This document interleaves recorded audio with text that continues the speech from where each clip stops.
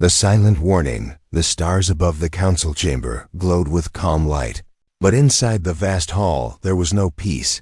Delegates of 100 alien species gathered in silence, their eyes fixed on the floating object in the center of the room. It was not a living envoy, not a message of peace, but a broken probe drifting in zero gravity, its hull cracked and scorched by unimaginable force.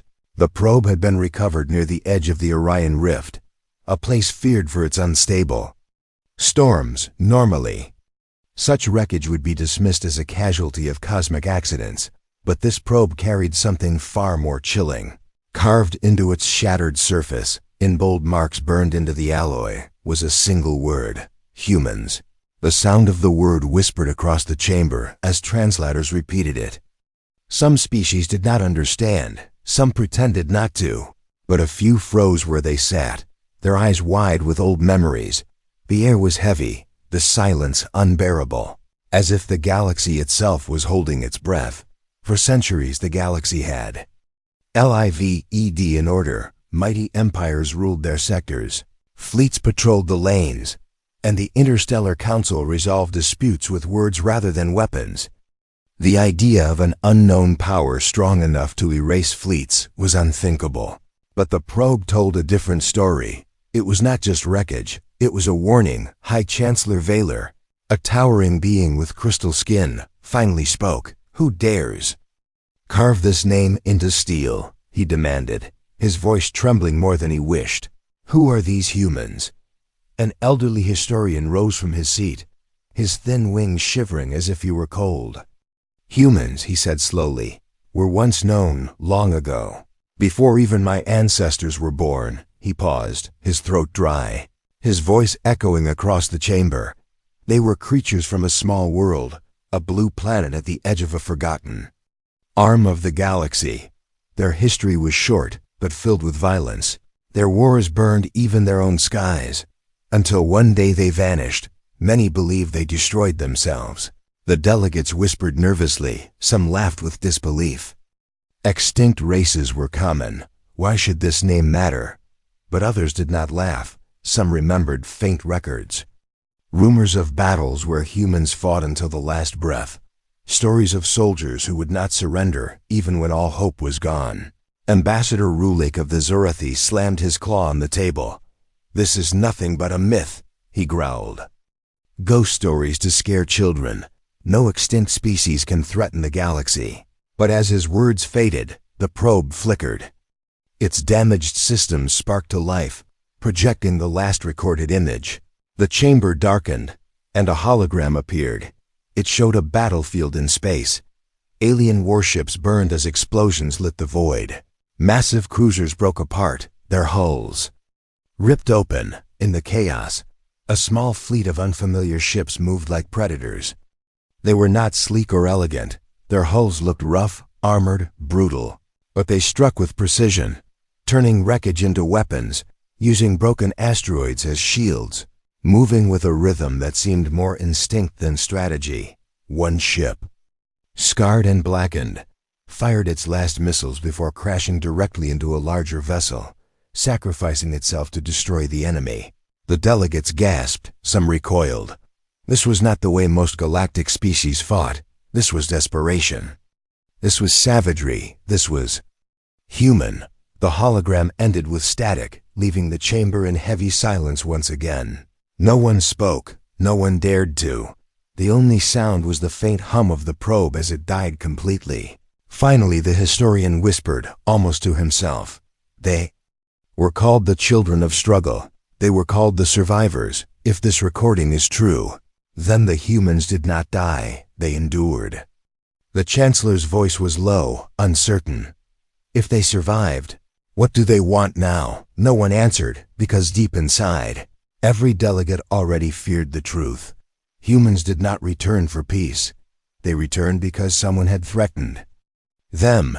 And if history was true, if the old stories were not lies, then the galaxy was about to face a storm unlike anything it had ever known. From the shadows of the chamber, the probe's final message repeated across every screen, the carved words shining like fire in the darkness. Asterisk, the forgotten species. The council chamber remained silent long after the probe's final echo faded. The word human still lingered in the minds of every delegate, heavy like a curse that no one dared to speak too loudly, for most species. In that hall, the name meant nothing, just an old story buried in forgotten archives. But for the oldest races, for those who kept records no one else remembered, the name carried shadows of fear. In the far corner, Elder Joran of the Thaleri stirred. His people were ancient, their lifespan stretching for centuries, and their libraries older than most empires. He rose slowly, his voice dry like dust. "You ask who the humans were," he said. "But I ask you instead, who among you dares to remember?" The hall shifted uneasily. Some sneered. Others pretended indifference, but curiosity had already taken hold. Joran spread his long fingers, and a small orb floated above his palm, projecting light. The chamber darkened again, this time not with the probe's violence, but with history. The image showed a small blue planet orbiting a yellow star. It looked ordinary, fragile even, with swirling white clouds and oceans that shimmered in the light. "This world," Joran whispered, "was called Earth, and on its surface lived the humans." The vision shifted, showing countless cities glowing at night, vast armies marching across continents, and machines of war rolling through smoke-filled skies. The delegates murmured with unease. The scenes were chaotic, brutal, filled with endless conflict. From the moment they could walk upright, they fought, Joran continued, not just against their enemies, but against nature itself, storms, beasts, hunger, even their own kind. The scenes grew darker, showing mushroom clouds, ruined cities, and skies burning red. The aliens gasped. Some covered their faces. "They destroyed themselves," whispered one delegate. "How could such madness survive?" Joran's eyes burned with grim light. "That is what you do not understand. They thrived in chaos. Every disaster made them stronger. Every war taught them to adapt. They did not die in fire. They were forged by it." The projection ended, leaving silence heavier than before. The young races in the chamber shook their heads. "Impossible," muttered a delegate from the crystalline caisson. "No species could survive such endless destruction." But Joran's answer was calm, almost cold. "They did more than survive. They spread. They reached the stars long before many of you learned to stand, and then they vanished, leaving behind only ruins and rumors." The Chancellor's voice broke the silence. "If they vanished, why return now? Why reveal themselves through violence?" A new voice rose, sharp and bitter. It was Councillor Vrek of the Euros Dominion, his scales glimmering with arrogance. "Because myths are lies," he spat. "Humans are extinct. Some scavenger carved their name into the probe to frighten us. That is all." His words gained nods from some younger delegates, eager to dismiss the fear. But then, from the shadows, another voice interrupted, a quiet, trembling voice belonging to Ambassador Lyriel of the Ocean, her people known for their vast memory banks and endless archives. "You call them extinct, but my people keep records no one else dares to read," she said softly. "And in every war of the past, every conflict that spiraled out of control, there are whispers of them." The chamber leaned forward as she activated her archive crystal. One by one, images appeared. A battlefield on a distant moon where an enemy fleet was crushed by an unknown force. A siege broken by soldiers who fought barehanded when their weapons failed. Stories of enemies who thought they had won, only to find the humans still standing in the ashes. "These are not myths," Lyriel said, her voice firmer now. "These are warnings." Fear crawled across the hall like a shadow. If these stories were true, if the humans had truly returned, then the galaxy was not facing an enemy of numbers, but of willpower. An enemy who fought until there was nothing left to fight with, and still found a way to win. The Chancellor finally slammed his crystal staff against the floor. "Enough," he commanded, though his voice wavered.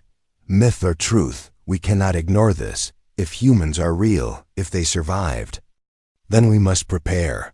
But even as he spoke, Elder Joran whispered words no one wanted to hear. Prepare all you want, he said. But remember this. Every empire that underestimated them fell, and for the first time in centuries. The council chamber of the galaxy trembled, not from war, not from invasion, but from a single name resurrected from the shadows of history.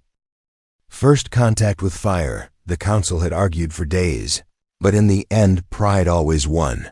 The galaxy's greatest powers could not sit idle, not when the word humans threatened to shake their order, so the Euro's dominion, bold and arrogant, volunteered to send a fleet, 50 warships armed with plasma cannons, shields strong enough to resist suns, and engines that could cross systems in hours. They were certain the mission would be simple. Find these so-called humans, declared Admiral Vorak, and crush them before their myth grows. The fleet moved like a spear through the stars, cutting across empty space, until they reached a region whispered about in frightened reports, the Sol System. The first scan showed nothing unusual, a pale star, scattered planets, and one small blue world. Vorak smirked. This is the place of legends, he mocked. This fragile jewel. The fleet advanced, weapons armed, and then the silence broke. A signal cut across every channel, harsh, raw, not polished like the communications of advanced empires. The voice was human, deep and steady. You are trespassing, it said. Leave now, or burn. The alien officers laughed, their translators making the words sound almost primitive.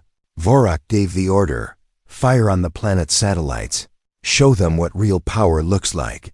The fleet unleashed a storm, beams of plasma burning through human machines, orbiting the world. But something strange happened. The wreckage did not fall useless. Instead, fragments of destroyed satellites twisted, redirected by hidden thrusters, turning into clouds of shrapnel that tore through alien ships. In seconds, the perfect formation of the Dominion fleet was broken. Impossible, Vorak growled, gripping his console.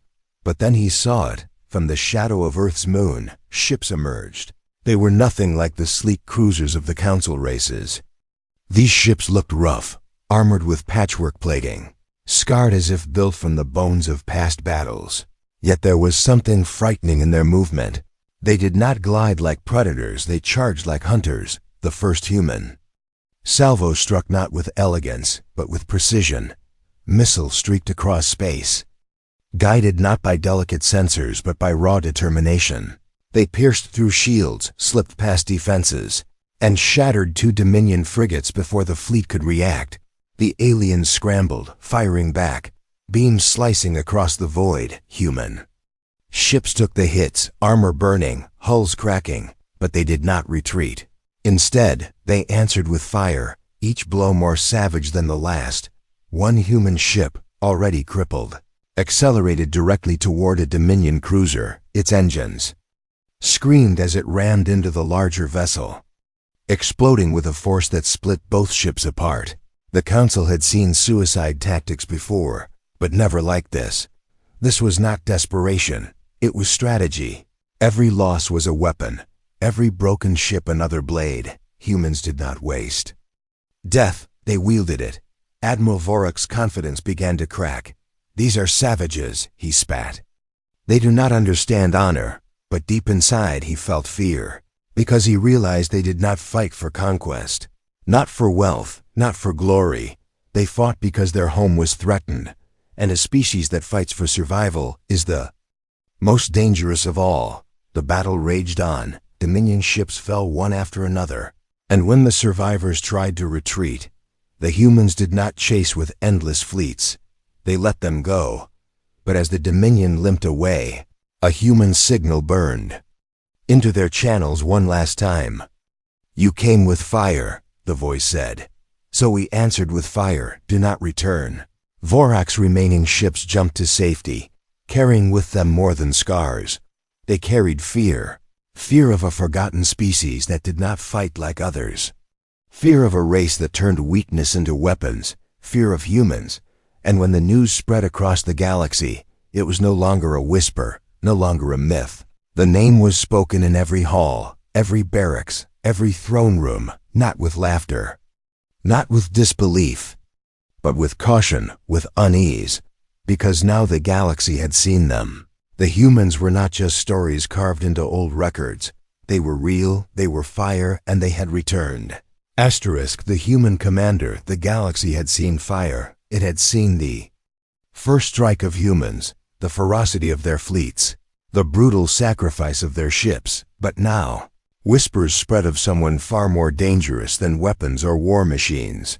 A single human whose name was carried like a storm across the stars. His name was General Marcus Kane. He was not young. His face was marked with scars from battles that most species would not have survived. One eye was hidden behind a dull implant. His voice carried the gravel of old wounds. Yet when he stood before his soldiers, there was no hesitation, no weakness, only a presence that filled the room like gravity itself. Others fight for power. He told them, his voice steady, but we fight for survival. Remember this, survival makes us stronger than any empire. Kane was different from alien commanders. They led from secure stations far behind the front lines. Kane walked among his soldiers, ate the same food, bled in the same dirt. He studied every battle, not like a strategist from a throne, but like a predator studying prey. He asked not how many ships they had, but how many sacrifices they could afford, not how many weapons they carried, but how much fear their enemy could endure before breaking. Aliens thought war was numbers, fleets, firepower. To Kane, war was psychology. Break the enemy's mind, and their fleet collapses before their ships do. One of his most infamous victories came at Titan's shadow. The Dominion returned with a massive fleet, twice the size of before, determined to erase the shame of their defeat. But Kane did not meet them in open battle. Instead, he hid his forces in the storms of Saturn's rings. Cloaked not by technology, but by chaos, the Dominion fleet advanced. Scanning, confident, then the storm came alive, asteroids, shattered ice, and hidden mines turned the rings into a killing field. Ships vanished one after another, torn apart not by visible enemies, but by the battlefield itself. When the survivors tried to regroup, Kane's voice echoed through their channels. "You entered my system," he said coldly, "but here, even the rocks obey us." The psychological blow was greater than the battle itself. By the time Kane revealed his fleet, the Dominion was already broken. Some surrendered without a fight. Others fled into the void, too shaken to even fire back. To the Council, Kane was no ordinary commander. He was a ghost, a strategist who turned nature itself into a weapon. To his soldiers, he was a shield, a leader who demanded everything because he gave everything. And to the galaxy, he was a nightmare, a symbol of the truth they had tried to deny, that humans were not just fighters. They were survivors who could not be outhought, outlasted, or outfeared. Stories spread quickly. An alien ship captain once surrendered before the first shot was fired. After learning that Marcus Kane commanded the opposing fleet, whole colonies whispered his name as if speaking it too loudly might summon him, and across the stars, the phrase, "the human commander," became as terrifying as the word humans itself. But Kane himself did not see glory. When he stood alone in the silence of his command deck, staring at the stars, his expression was heavy, almost sorrowful. He knew the galaxy misunderstood. Humans did not fight because they craved war. They fought because history had left them no choice. And now, with every battle, every victory, the galaxy was being forced to learn the same lesson. In the Council chambers, debates grew heated. Some demanded an alliance with humans before they destroyed everything. Others swore the only answer was annihilation. But no matter their words, one fact remained. Marcus Kane had shown the galaxy that humans could not be dismissed. And if he lived, then no empire was safe. On the edge of known space, Kane prepared his forces for the next inevitable strike. He stood before his soldiers once more, voice low but unshakable. "They think we are a myth. They think we are fire. "They are wrong," he said, pausing as his men leaned forward. "We are survival itself, and survival never dies." The cheers that followed shook the steel walls, and somewhere far away, in silent council chambers, alien leaders trembled, because they realized the humans did not just have ships, weapons, or numbers. They had Marcus Kane. The turning tide, the war was supposed to end at Draken Pass.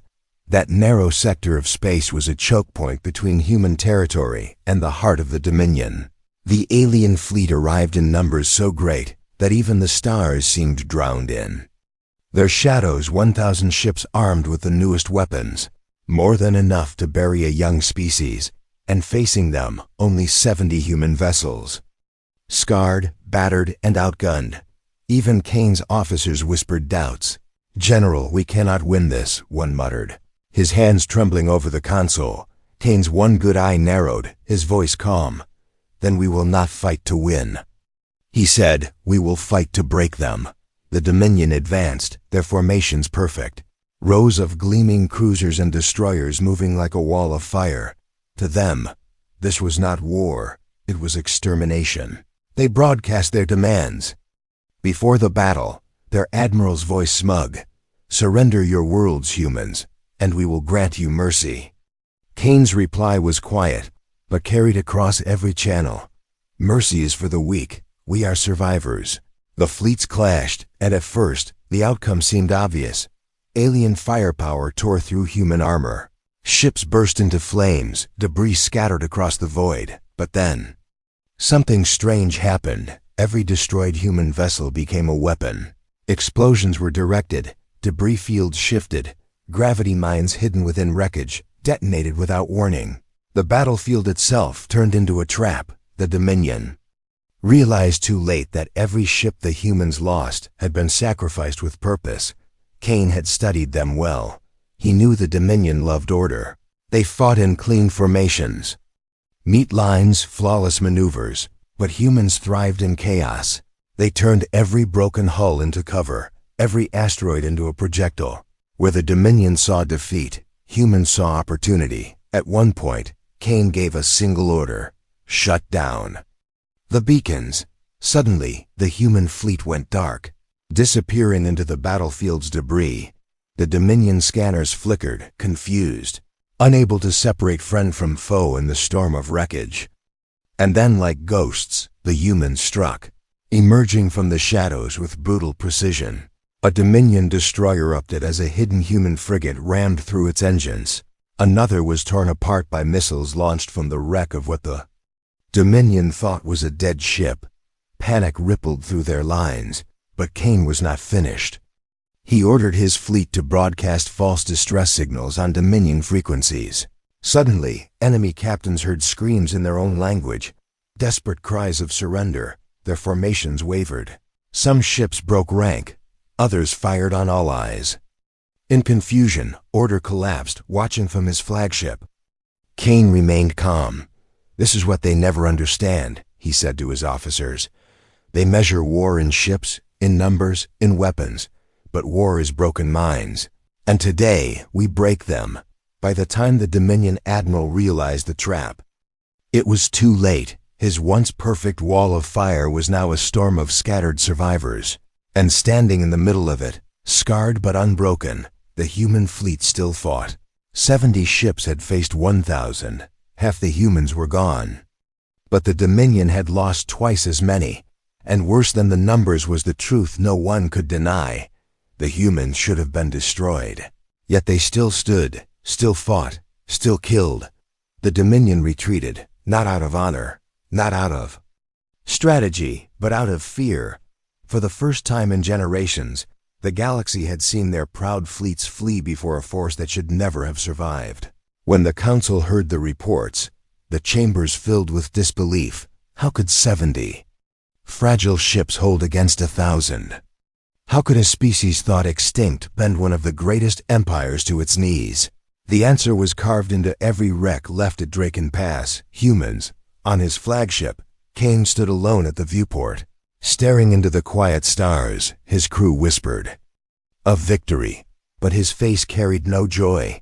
He knew what the galaxy did not yet accept. This was not a victory, he murmured. This was only a warning, for Kane understood the truth. The galaxy had not yet seen the full strength of humanity. This was only the turning tide, and tides, once they rise, do not stop. Asterisk, the last stand in Orion Rift. The Orion Rift was not a place where ships went willingly. It was a wound in space. A scar where stars had torn themselves apart long ago, gravity. Twisted in strange directions, storms of radiation flared like fire across the void, and ancient wrecks floated like ghosts in the darkness. Most captains avoided it. But now it would become the stage for the greatest battle the galaxy had ever seen. The Dominion and its allies had gathered their final weapon. It was called the Eclipse Cannon, a construct so vast that it blotted out the stars behind it, powered by captured suns. It could burn entire worlds with a single blast. The Council declared it unstoppable, and they believed that here, in the Rift, humanity would finally meet its end. General Marcus Kane stood aboard the human flagship Resolute, staring at the monster across the void. His crew waited in tense silence. They knew their fleet was broken, scarred from battle after battle. Barely 200 ships remained, against nearly 5 times that number. And yet Kane's voice was steady. "This is where we stand," he said, "not because we can win, but because here we cannot be erased." The enemy moved first. The Eclipse Cannon charged, its core glowing with the light of stolen stars. The rift trembled as energy built within the colossal weapon. Alien commanders smirked, imagining the humans scattered like ash. But then, the rift itself answered, space-twisted. Storms of gravity pulled at the weapon's charge, scattering its beam into wild arcs. Instead of burning the humans, the first shot tore apart a cluster of Dominion escorts. Confusion rippled through their lines. Kane smiled faintly. "They do not understand," he murmured. "This battlefield does not obey order. It obeys chaos, and chaos is ours."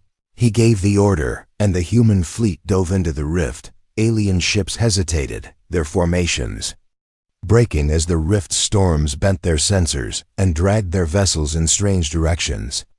But humans moved like they belonged there. They had studied the rift, lived with its storms.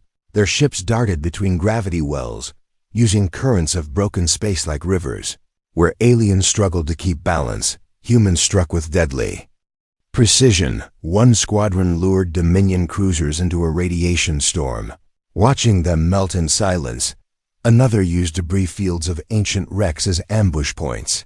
Every human victory was small, but together they began to cut away at the enemies. Numbers, slowly, impossibly.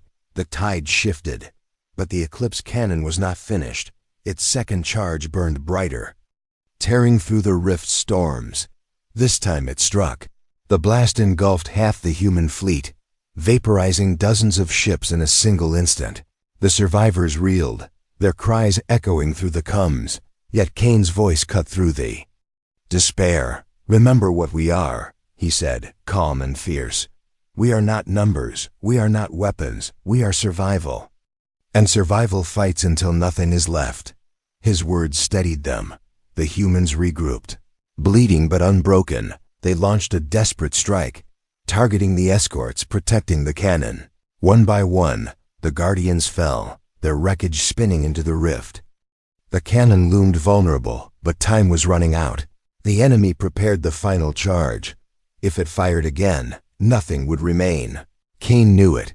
His soldiers knew it, and yet no one retreated. Instead, one ship, the Iron Will, already burning and broken, surged forward. Its captain, voice steady, gave the last words. "For Earth, for humanity." The ship slammed into the cannon's core as it fired. The explosion ripped through the rift, warping gravity, tearing fleets apart, shattering silence into endless fire. For a moment, the stars themselves seemed to vanish. When the light faded, the battlefield was quiet. Half the Dominion fleet was gone, erased by their own weapon. The rest scattered in terror, fleeing the rift. And in the smoke, broken but alive, a handful of human ships still drifted, scarred, burning, but still defiant. Kane stood on his bridge, his face pale in the flickering light. He had lost nearly everything, yet his voice was steady. "Let them run," he said. "Let them remember. This day, the day they saw that even their greatest weapon could not end us." Across the galaxy, the story spread faster than light. The Eclipse cannon had fallen, the Dominion had failed, and the legend of humanity had grown darker, stronger, more unshakable than ever. The last stand at Orion Rift was not a victory of numbers. It was a victory of survival, and survival was the one thing humans had mastered beyond all others. The shout across the stars, the Orion Rift was silent after the storm. Burning wrecks floated like broken lanterns in the dark. The Dominion had fled, their mighty fleets shattered, their greatest weapon reduced to ruin, but the cost to humanity had been unbearable. Of the 200 ships that entered the rift, barely 40 remained, most too damaged to ever fight again. Inside the Resolute, General Marcus Kane stood at the cracked viewport. His uniform was scorched, his body bruised, his one good eye bloodshot. Around him, his officers moved in silence, some bandaged, some barely able to stand. Yet none had abandoned their post. They had survived. And survival itself was victory. Across the galaxy, silence spread. The council watched in disbelief, their chambers filled with the echoes of terrified whispers. The Dominion leaders hid in shame, unable to explain how a species they once mocked had destroyed their pride. And the younger races listened closely, wondering whether the old stories had always been true. Kane turned to his crew, his voice quiet. "The galaxy is watching," he said. "It is time they hear the truth." The communications officer, hands trembling, activated the transmitters. A beacon pulsed through the void, stretching across every frequency, every language, every star system. At first it was only static, the broken hum of dying machines. Then Kane's voice cut through, steady and unyielding. "This is humanity," he said. "We are not myth. We are not gone. We are here." The words echoed in every alien world, projected on every screen, carried through every comm system. Farmers on distant colonies stopped their work, soldiers froze in their barracks, counselors leaned forward in their thrones. The voice was raw, not polished, not rehearsed, but it carried weight heavier than any fleet. "You thought us extinct," King continued. "You thought fire had erased us, but fire does not destroy us, it forges us. We are the children of struggle, the survivors of chaos, the storm that does not fade." On barren outposts, aliens whispered the name with trembling lips. On core worlds, leaders gripped their thrones, their hearts filled with unease, because the humans were not boasting. They were not begging. They were declaring, "You will remember Draken Pass." Kane's voice grew sharper. "You will remember the rift. You will remember every time you tried to erase us and failed. We do not bow. We do not break. And we will never vanish again." The broadcast ended not with silence, but with one final message burned into the networks of the galaxy. A single word written in fire, glowing brighter than any star. HUUUUMANS. The word rippled across systems, a shout that no empire could ignore. For some it was terror, for others awe, but for all, it was a warning. In the council chambers, the younger races trembled. "What will they do next?" one asked in fear. "Nothing," another whispered, though his voice carried doubt. "Surely they cannot rise further. Not after such loss." But the elder species knew better. They had seen it in history, in whispers carried from forgotten wars. Humans did not stop at survival. Once awakened, they always pushed forward. On the deck of the Resolute, Kane closed his eye. The victory had cost him more than he could admit. He saw the faces of the fallen, the ships that would never return, and yet he knew this was not the end, only the beginning. He turned once more to his soldiers, his voice softer now. "We shouted to the stars. They have heard us. Now they must decide, do they see us as enemies or as equals?" No one answered, but in their silence lay the truth. The galaxy had changed. The myth had become flesh. The forgotten had returned. And from this day forward, every decision, every alliance, every war would be measured against one question: what will humanity do next?